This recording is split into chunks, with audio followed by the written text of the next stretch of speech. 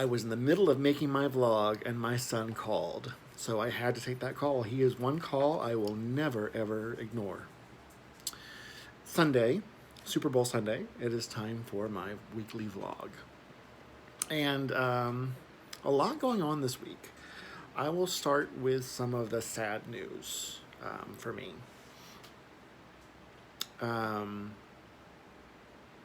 My boyfriend was self-quarantining at the apartment with me for about a week after our trip. And his dog was staying with us. And his dog and my dog had been getting along pretty well without any issues, but they'd been muzzled. They were muzzled because there have been issues where my dog attacked his dog a couple of times. So because they were doing so well with their muzzles on, we decided to take their muzzles off. I decided to take their muzzles off for an evening.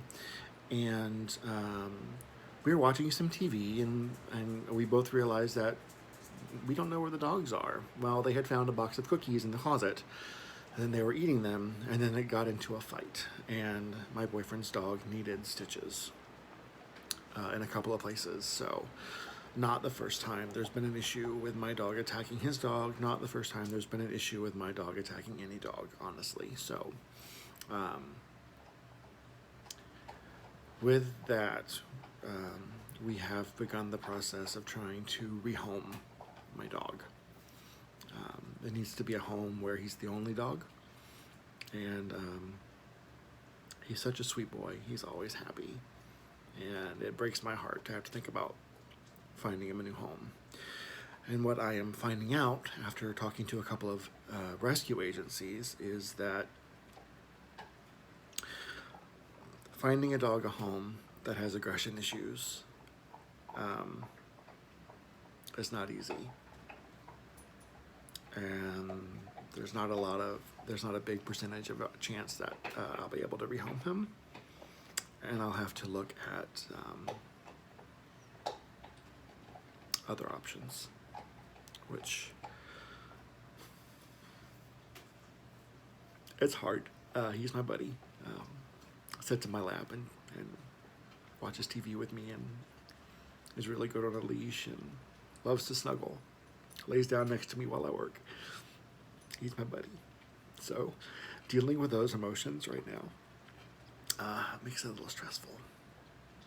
Got to see my son on Friday, which I was super excited about because it had been a couple of weeks since I'd seen him because of the wedding and then self-quarantine. Unfortunately, my boyfriend had some work he had to do with his new job functionality, so he wasn't able to be over and hang out with us, but it was okay. My son and I had a good time together. On Saturday, he's picked up skateboarding, which he got from my ex-husband's boyfriend. Kind of got him into skateboarding, so I looked up a skate park close to here, so because I know he's gone to skate parks around his house. So I know he's just starting out, and I had no expectations of like him doing tricks or anything. But we went to the skate park, and he was all excited about going, but like as soon as we got there, his mood completely changed because there were a lot of kids there, and there were a lot of older kids there, and I think he had a real sense of fear about what the other kids might think of him because he's just starting out. And they're much better than he is and more experienced, and he really wanted to leave. And I forced him to ride around one little area. I said, if you ride around this little area, then we can go. And he did. But I sat him down before we left, and we had a really good talk about you can't not do things that you want to do because you're afraid of failing or falling. And, I ended up telling him that when the relationship between his daddy and I didn't work out, I felt that I had failed. I felt that I had fallen hard. And one of the main things I want him to take away is that you can fall hard. That's part of life. It's not a matter of if you fall, it's when you fall.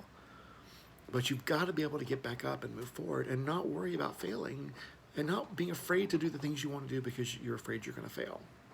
So that's an important lesson that I really want him to take away, and I will constantly reiterate with him and with myself. I need to remind myself of that sometimes too.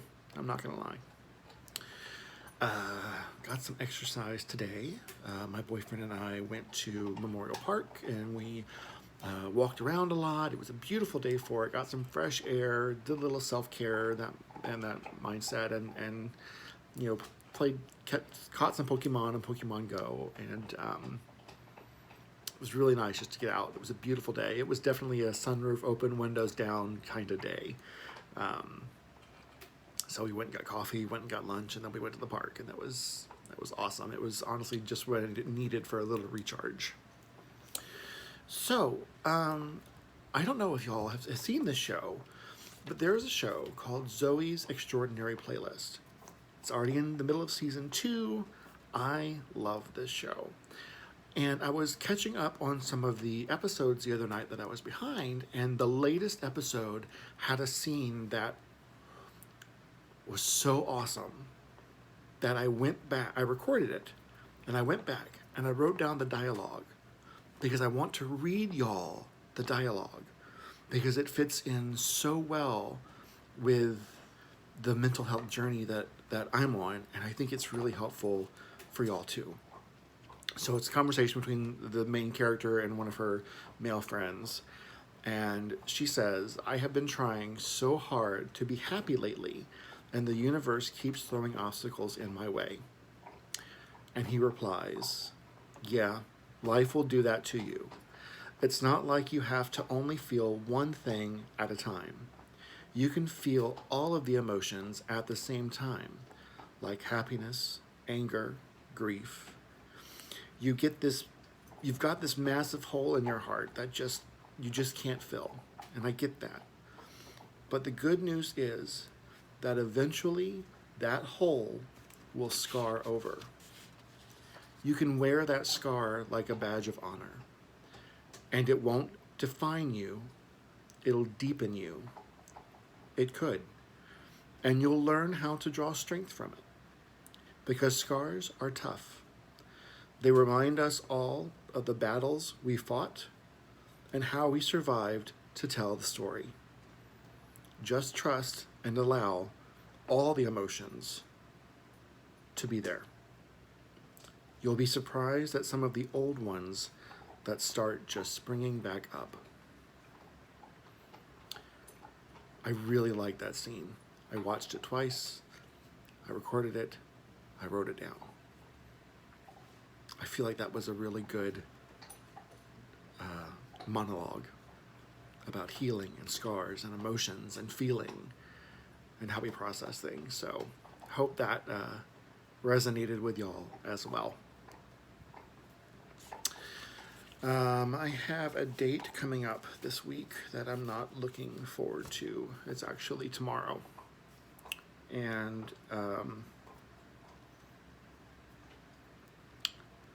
tomorrow would have been my 18th wedding anniversary.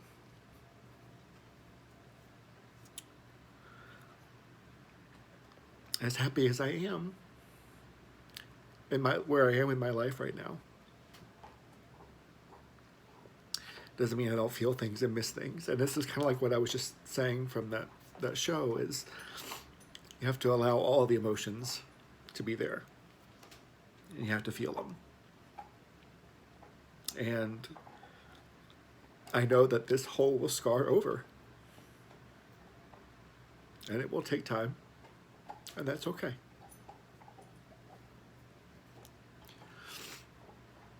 And I can look back and I can say, yes, I had a marriage that lasted for X number of years.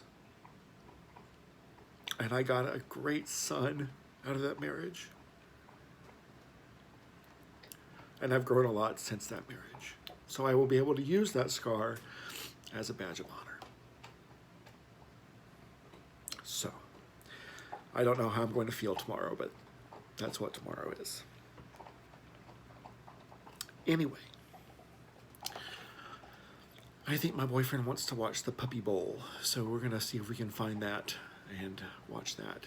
And think I'm gonna have some Pringles because you can't watch any kind of sports-related activity without a salty snack. All right, guys. Check on your friends. Remind them that you love them. I have a friend who is up for Teacher of the Year at his school, and I'm very proud of him. Remind your friends you love them. Check on your family. Remind them that you love them. My mom's birthday was yesterday.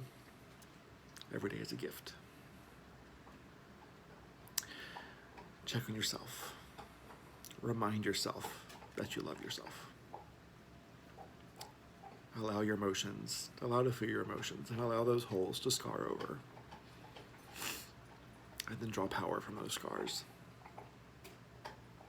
All right, guys. That's it for this week. I love you. I'll check in with y'all next week. Have an awesome week. I feel like I've said that a lot. Bye, guys.